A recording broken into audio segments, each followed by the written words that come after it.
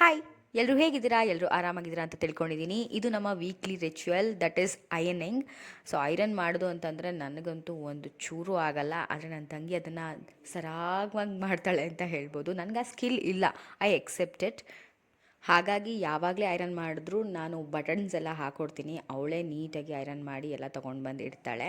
So ಇವತ್ತು ಕೂಡ ಹಾಗೆಯೇ ಐರನಿಂಗ್ ಸೆಷನ್ ನಡೀತಾ ಇತ್ತು. ಹಾಗೆ ಅದನ್ನು ವೀಡಿಯೋ ಮಾಡೋಣ ಅಂತ ಮಾಡ್ತಾಯಿದ್ದೆ. ಅದಕ್ಕೆ ಅವಳು ಐರನ್ ಮಾತ್ರ ಮಾಡಬೇಡ, ವೀಡಿಯೋ ಮಾತ್ರ ಮಾಡು ಅಂತ ಹೇಳ್ತಾ ಇದ್ಲು. ಸೊ ಒಬ್ಬೊಬ್ಬರಿಗೆ ಒಂದೊಂದು ಥರ ಟೇಸ್ಟ್ ಇರುತ್ತೆ, ಒಂದೊಂದು ಥರ ಕಲೆ ಇರುತ್ತೆ ಅಂತ ಹೇಳ್ಬೋದು. ಹಾಗಾಗಿ ನನಗೆ ಆ ಕಲೆ ಇಲ್ಲ, but I try to support her sometimes. ನಾವು ಯೂಶ್ವಲಿ ಶೇರ್ ಮಾಡ್ಕೊಂಡು ಕೆಲಸ ಮಾಡ್ತೀವಿ, ಸೊ ನೋ ವರೀಸ್. ಇನ್ನು ಎಷ್ಟು ಬಟ್ಟೆ ಚಂದನ?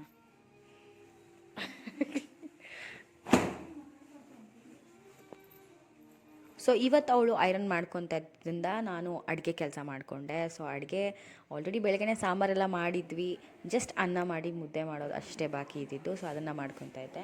ನಮ್ಮ ಮನೇಲಿ ಟೇಬಲ್ ಅರೇಂಜ್ ಮಾಡೋದು ಕೂಡ ಬಿಗ್ಗೆಸ್ಟ್ ಟಾಸ್ಕ್ ಅಂತ ಹೇಳ್ಬೋದು. ಒಂದು ವಸ್ತು ಇಲ್ಲ ಅಂತ ಹೇಳಿದ್ರು ನಮ್ಮಪ್ಪ ನಾನು ಊಟನೇ ಮಾಡಲ್ಲ ಅಂತ ಹೇಳ್ಬಿಡ್ತಾರೆ. ಹಾಗಾಗಿ ಒತ್ತಿನ ಮನೆಯಿಂದ ಹಿಡಿದು ಎಲ್ಲನೂ ಆನ್ ಪಾಯಿಂಟ್ ಇರಬೇಕು.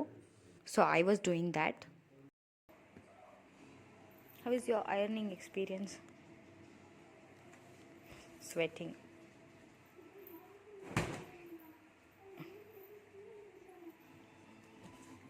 ಸೊ ಅವಳು ಕಾಲೇಜ್ ಮುಗಿಸ್ಕೊಂಡು ಬಂದ ತಕ್ಷಣವೇ ಫ್ರೆಶ್ ಅಪ್ ಆಗಿ ಈ ಕೆಲಸ ಸ್ಟಾರ್ಟ್ ಮಾಡಿಕೊಂಡು ಮುಗಿಸೋದು ಆಲ್ಮೋಸ್ಟ್ 1.5 ಅವರ್ ಆಯಿತು.